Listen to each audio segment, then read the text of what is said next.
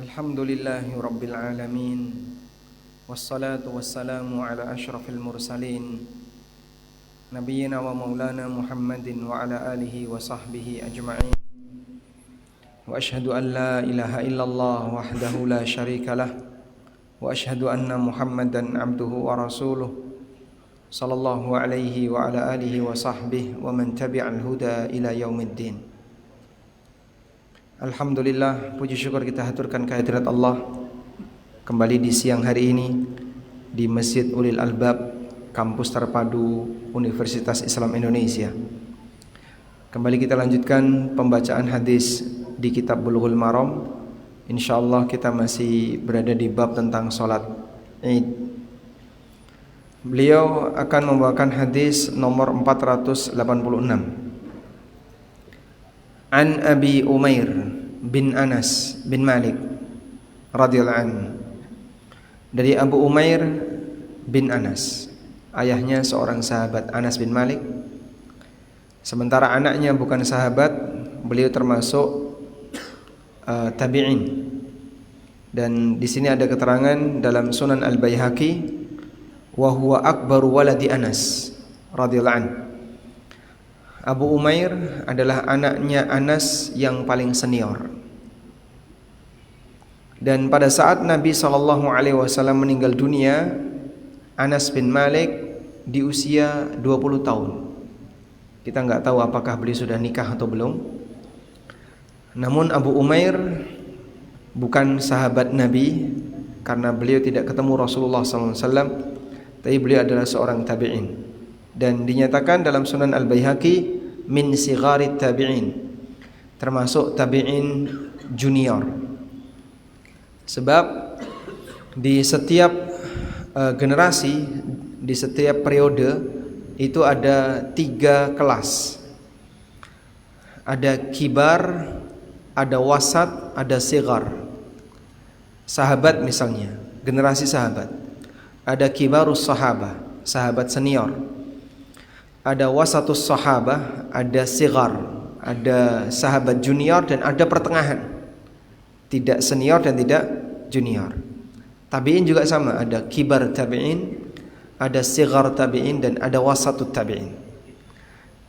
Nah, metode seperti ini yang digunakan oleh Al-Hafidh Ibnu Hajar rahimahullah, sehingga beliau sering menyebut orang ini berada di tabaqah yang ke-6, tabaqah yang ke-9, tabaqah yang ke-12.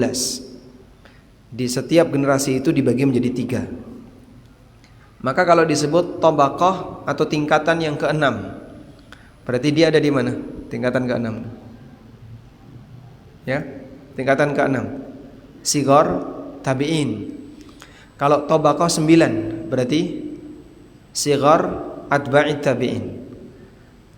Dan kadang beliau nyebut tabaqah yang ke-12, berarti generasi setelah tabi'in. Beliau menyebutkan bahwa Al-Baihaqi menyebutkan bahwa Abu Umair, nama aslinya Abdullah, adalah anaknya Anas bin Malik yang paling senior, anak pertamanya Anas bin Malik. Dan hadis-hadis beliau disebutkan oleh beberapa penulis kitab sunan selain At-Tirmidzi. Qala Ibnu Sa'ad memberikan komentar, kana thiqatan qalilal hadits. Abu Umair termasuk perawi yang thiqah meskipun hadisnya sedikit. Wallahu alam. Abu Umair menceritakan an umumatin lahu minas sahabah, dari beberapa paman beliau di kalangan sahabat. Walaupun di sini tidak disebutkan siapa nama sahabat yang menjadi gurunya Abu Umair, namun tidak diketahuinya nama sahabat tidak mempengaruhi keabsahan hadis. Sehingga hadis ini dinilai sahih oleh para ulama, termasuk Al-Hafidh Ibnu Hajar. Beliau mengatakan wa isnaduhu sahih. Hadis ini sanadnya sahih. Anna raqban ja'u fashahidu annahum ra'aul hilala bil amsi fa'amarahum an-nabiyyu sallallahu alaihi wasallam ay yuftiru wa idza asbahu yaghdu ila musallahum rawahu Ahmad wa Abu Dawud wa hadza lafdhuhu wa isnaduhu sahih. Bahwa ada rombongan yang datang ke Madinah, lalu mereka melaporkan kepada Nabi sallallahu alaihi wasallam menyatakan bahwa mereka telah melihat hilal. Bil amsi, kemarin. Mereka telah melihat hilal kemarin. Laporan ini telat, ya, namanya orang di perjalanan ya. Melihat hilalnya kemarin, dilaporkan hari berikutnya. Berarti hari rayanya kapan? Kemarin atau hari berikutnya ini?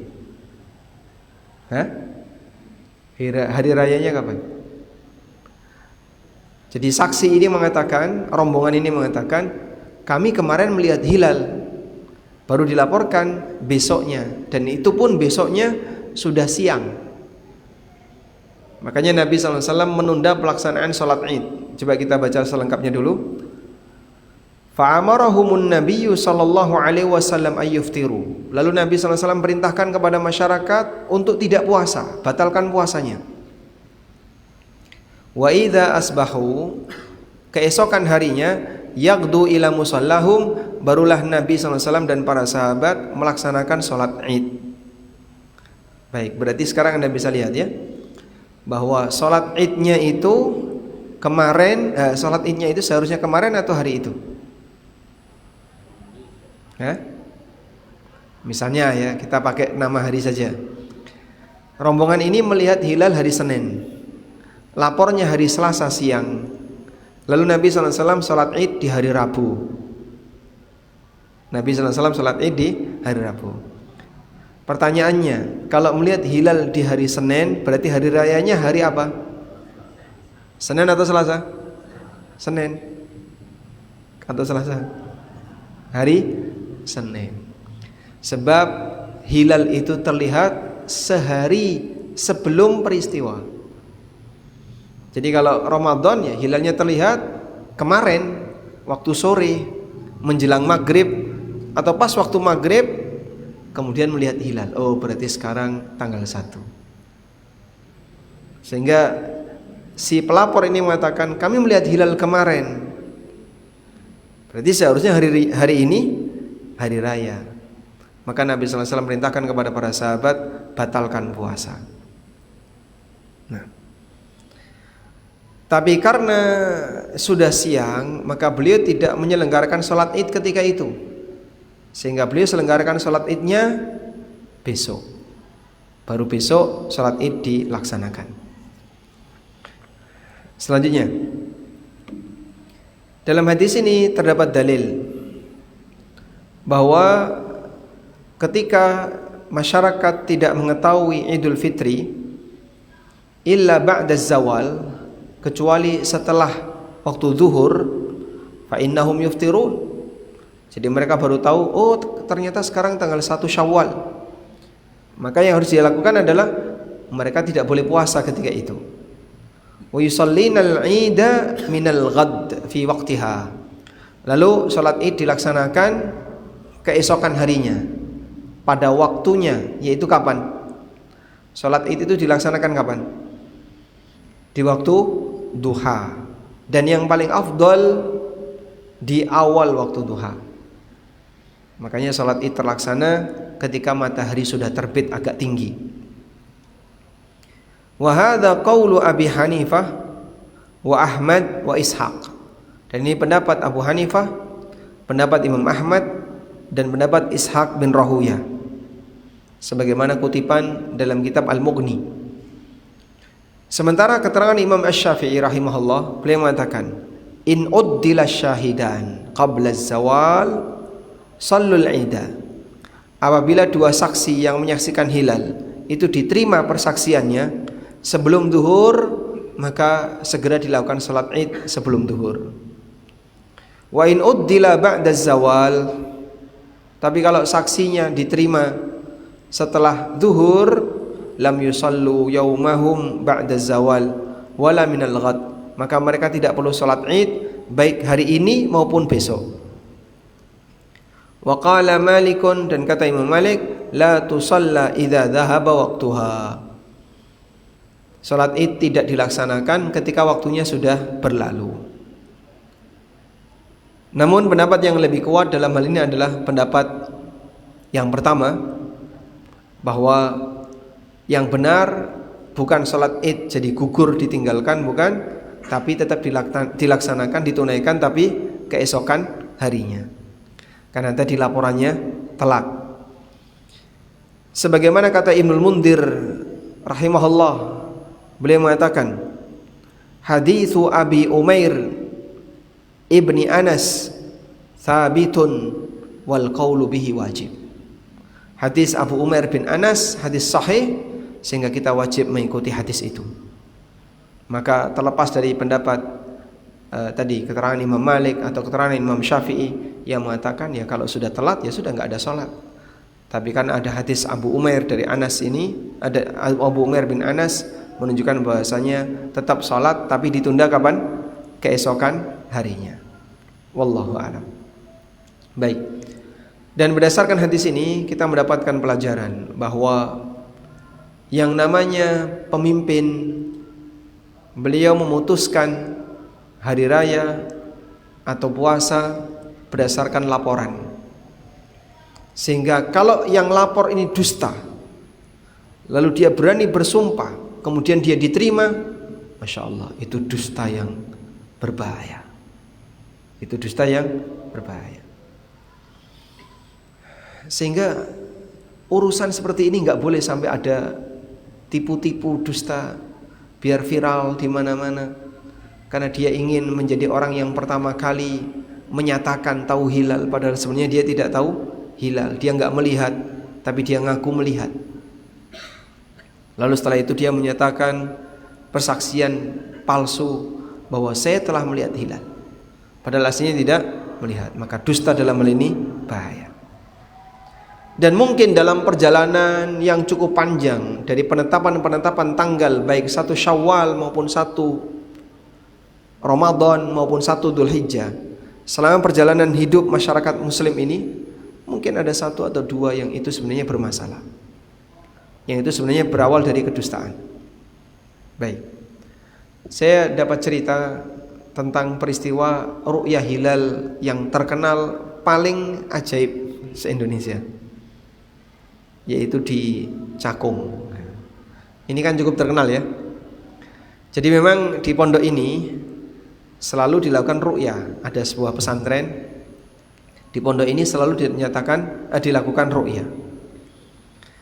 Nah, saat di pondok ini melakukan ru'yah, ada beberapa orang yang penasaran, kenapa Cakung selalu melihat hilal lebih cepat daripada yang lain. Sehingga di daerah ini nggak ada yang lihat, Cakung lihat. Terus ada yang sempat ikut gitu ya, cerita. Saya sendiri juga merasa aneh. Jadi pada waktu itu semua pada siaga dengan teropong untuk melihat hilal. Tiba-tiba datang tokoh yang paling sering ya menyatakan bisa lihat hilal. Itu naik ke lantai sekian itu, sebagaimana yang lain, naik ke tempat ru'yah hilal. Lalu dia bilang, tuh lihat tuh, hilal sudah datang tuh, hilal sudah terbit. Tuh, itu loh, kamu nggak kelihatan, itu loh. Dia nggak pakai teropong dia. Mana itu. Dah tetapkan saja lah, kita takbiran. Wah, kalau metodenya seperti ini bahaya itu.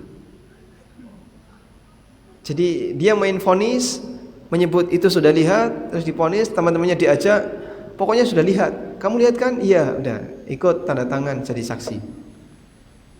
Padahal bisa jadi dia tidak lihat. Tapi mungkin karena tekanan satu orang ini, akhirnya yang lain ikut mengaku lihat, padahal sebenarnya dia nggak lihat. Nah, teman saya bilang nggak ada apa-apa. Tiba-tiba saja dia bilang saya melihat hilal yang lain. Wah, kamu nggak melihat tuh, lihat tuh. Apa ada ceritanya di satu titik yang sama, yang satu lihat, yang satu tidak lihat, sementara waktunya sama.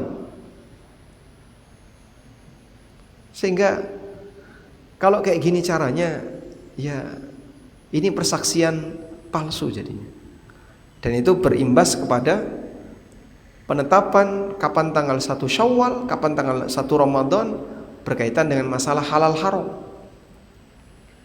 Orang yang sengaja tidak puasa, padahal itu masih Ramadan tanggal 30 misalnya, tapi dia sengaja tidak puasa, ya dia melakukan dosa besar.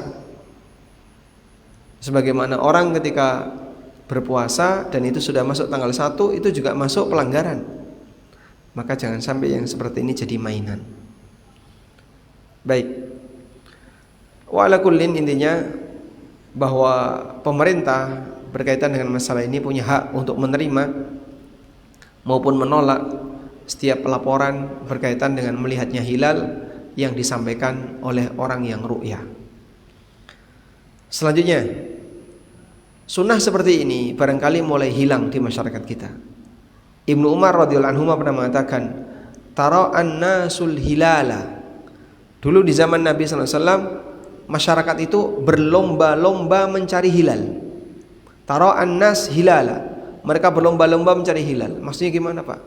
Kalau sudah masuk tanggal 29 Ramadan maupun 29 Sya'ban maupun 29 Dzulqa'dah, maka mereka berlomba-lomba untuk nyari. Nah, di saat mereka berlomba untuk nyari, maka siapa yang nemu dia harus lapor. Nah, Ibnu Umar ketika itu melihat hilal, lalu dilaporkan kepada Nabi sallallahu alaihi wasallam. Kemudian Nabi sallallahu alaihi wasallam menerima laporan itu, lalu masyarakat diperintahkan untuk berpuasa. Nah, kemudian muncul pertanyaan, bagaimana kalau dia melihat hilal, dia lapor tapi nggak diterima? Dia melihat hilal, kemudian dia lapor tapi tidak diterima.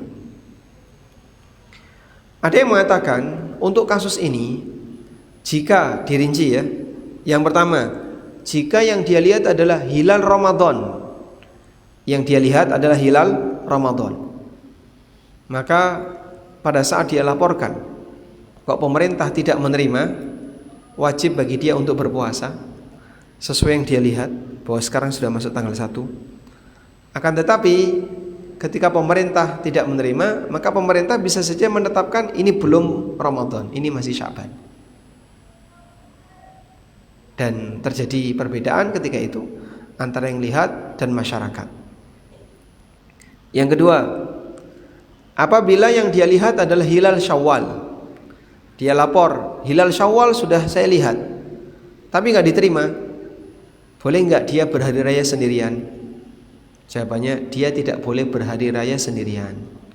Sehingga saat dia laporkan kok dia tidak diterima, ya sudah, dia tidak bertanggung jawab, sehingga dia ikut ikut berpuasa sebagaimana yang lain. Di sini dinyatakan wa hadza huwal masyhuru min madhhabil Imam Ahmad. Dan ini pendapat yang masyhur dalam madhab Imam Ahmad dan pendapat Imam Malik, Abu Hanifah, dan salah satu pendapat yang dimiliki oleh sebagian ulama yang lain. Jadi saya ulang ya, kalau ada orang lihat hilal, lapor tapi nggak diterima, boleh nggak? Itu wewenang pemerintah. Nah, dia betul-betul lihat hilal, dia nggak bohong, dia nggak dusta. Tapi saat dia lapor nggak diterima, apa yang harus dia lakukan? Kalau yang dia lihat itu hilal Ramadan, maka dia puasa, walaupun masyarakat yang lain belum berpuasa.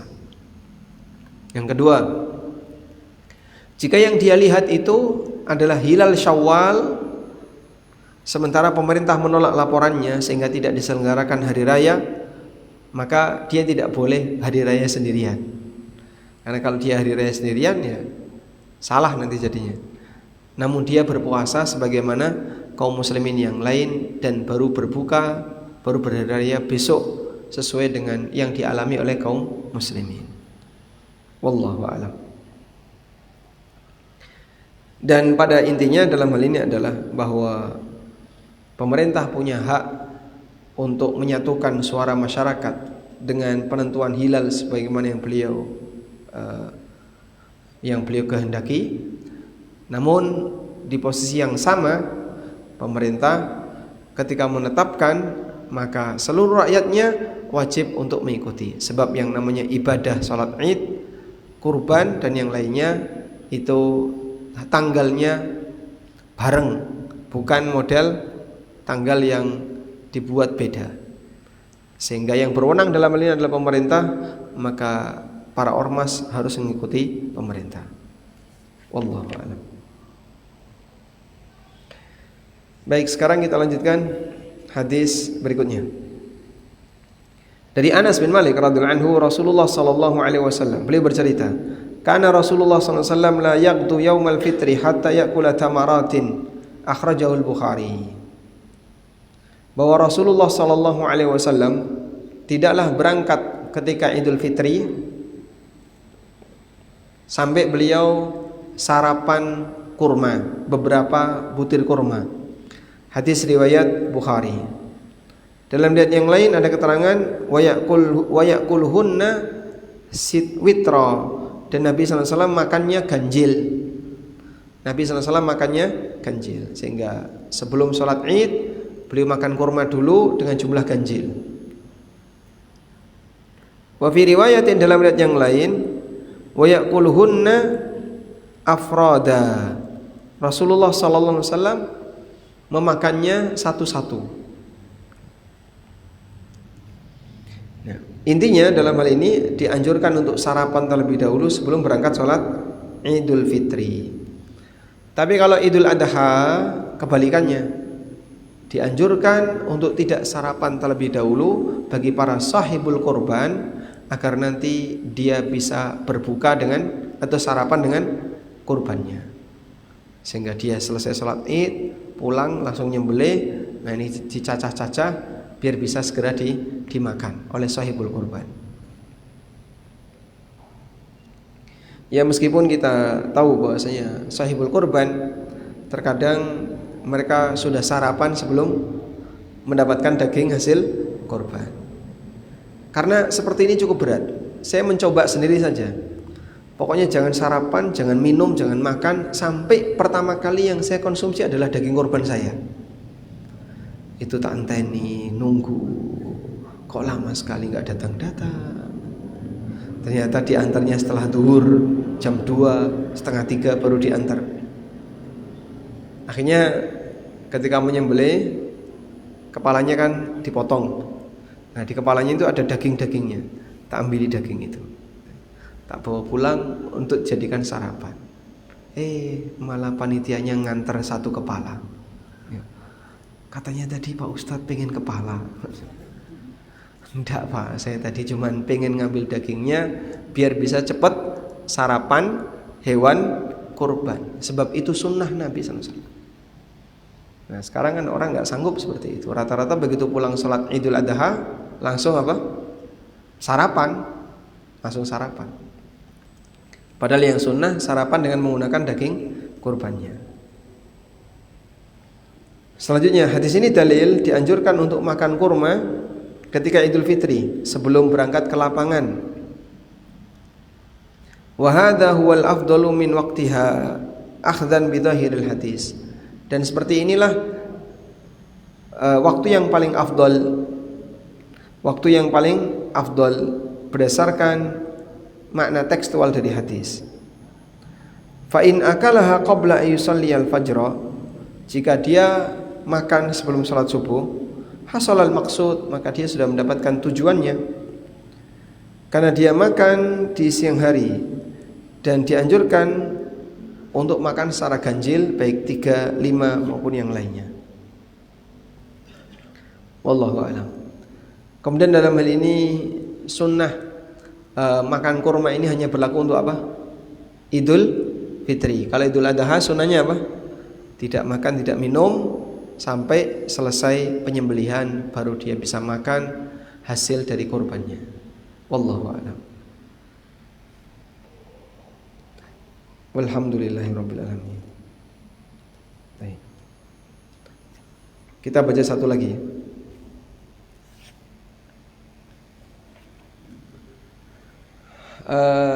Begini, Rasulullah SAW makan kurma sebelum berangkat sholat Idul Fitri.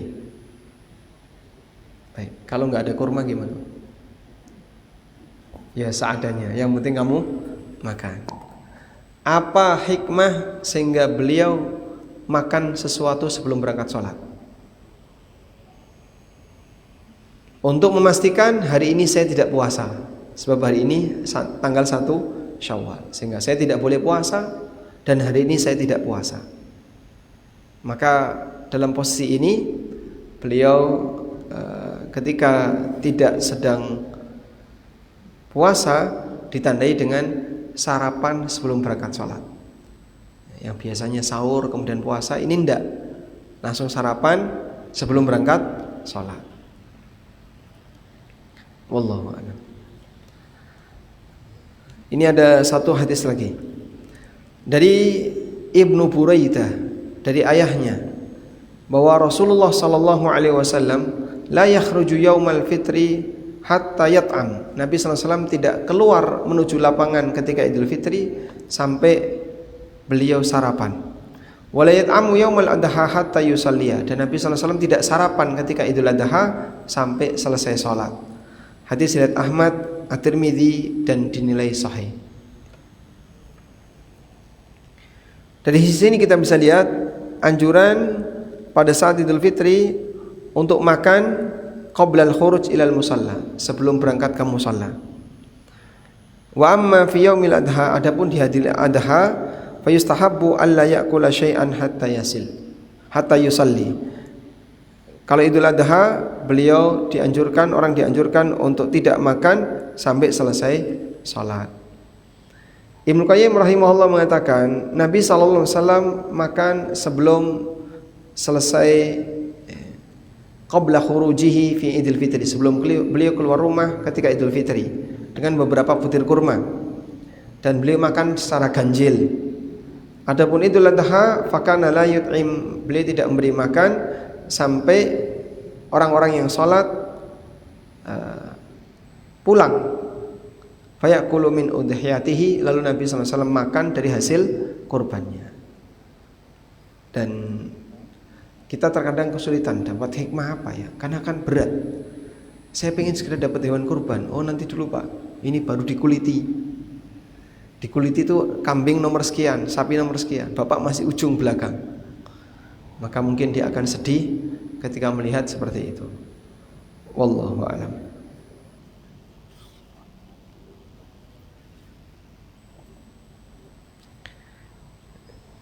Asy-Syaukani rahimahullah menyampaikan hikmah, wal hikmatu fi ta'khiril fitri yaumal adha annahu yaumun tushra'u fihi al-udhiyah.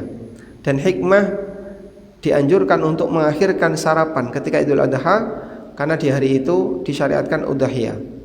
Wal aklu minha, dan makan sebagian dari hasil sembelihan tadi. Fa syara'a lahu ayyakuna fitruhu ala syai'in minha. Agar fitrahnya sejalan dengan ala syai'in minha, apa yang dia alami. Jadi wallahu alam dalam hal ini adalah fasyuri'a lahu ayyakuna fitruhu ala syai'in minha, sehingga disyariatkan agar sarapannya itu menggunakan daging hewan.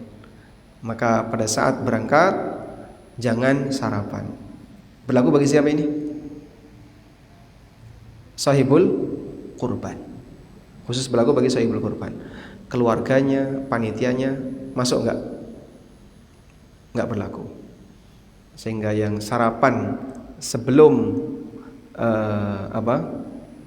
sebelum penyembelihan hewan itu hanya berlaku untuk siapa?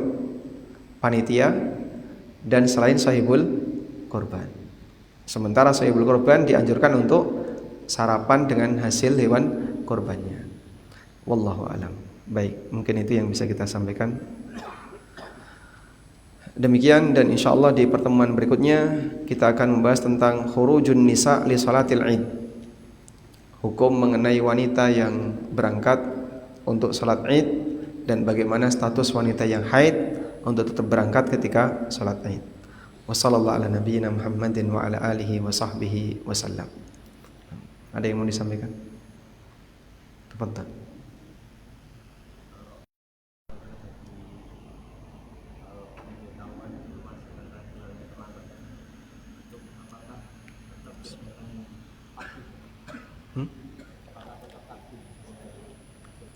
Takbiran. Kalau pemberitahuan tentang hilal itu terlambat, apakah takbirannya disyariatkan sebelum salat Id. Jadi batas akhir takbiran itu apa? Fa idza kharajal imam inqata'at takbir. Kalau imam sudah hadir ketika salat Id, maka takbiran terputus. Sehingga wallahu alam, walaupun tadi tidak ada keterangan, salat Idnya kan besok. Berarti takbirannya ketika pemberitahuan datang. Maka dohir dari peristiwa ini, takbiran tetap disyariatkan sampai salat Id terlaksana. Nah, fadhal. Waalaikumsalam warahmatullahi wabarakatuh.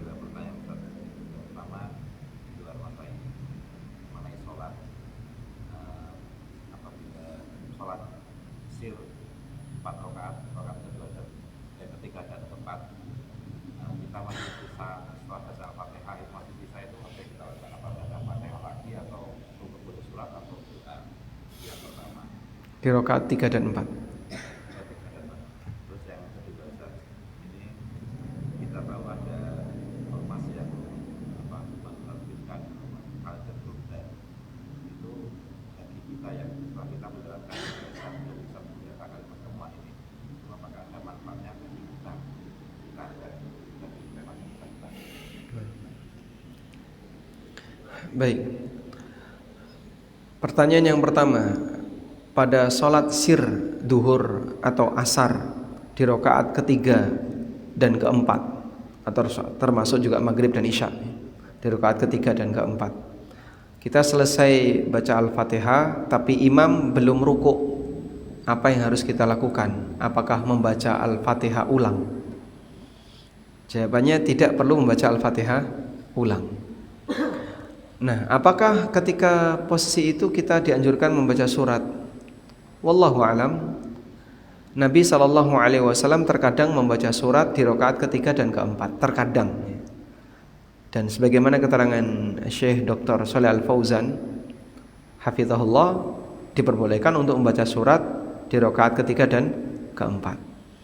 Karena itu kita bisa memanfaatkan imam belum rukuk, Anda bisa baca surat yang pendek seperti Al-Ikhlas atau surat Al-Kautsar atau yang lainnya. Kemudian yang kedua, terkait kalender global yang diterbitkan oleh sebagian ormas. Apakah kita boleh atau pengaruhnya bagi kita seperti apa? Kembali kepada prinsip yang kemarin kita sampaikan, bahwa dalam masalah hari raya, kemudian puasa, kapan Idul Adha, penetapan waktunya, itu yang punya wewenang siapa? Pemerintah. Sehingga kalau pemerintah menggunakan kalender itu, ya kita ikuti. Tapi kalau pemerintah tidak pakai kalender itu, ya kita tidak punya wewenang untuk berhari raya sendiri dengan alasan saya sudah pakai kalender global. Karena kembali seperti kemarin, bahwa masyarakat mereka berhari raya sesuai dengan ketetapan pemerintah. Masalah bagaimana tata cara pemerintah dalam penetapan tanggal, itu kembali kepada wewenang pemerintah. Wallahu a'lam. Mungkin demikian yang bisa kita bahas. Semoga yang sedikit ini bermanfaat. Mohon maaf jika ada kekurangan. Wassallallahu ala nabiyyina Muhammadin wa ala alihi wa sahbihi wa sallam. Wa akhiru da'wana alhamdulillahi rabbil alamin. Wassalamualaikum warahmatullahi wabarakatuh.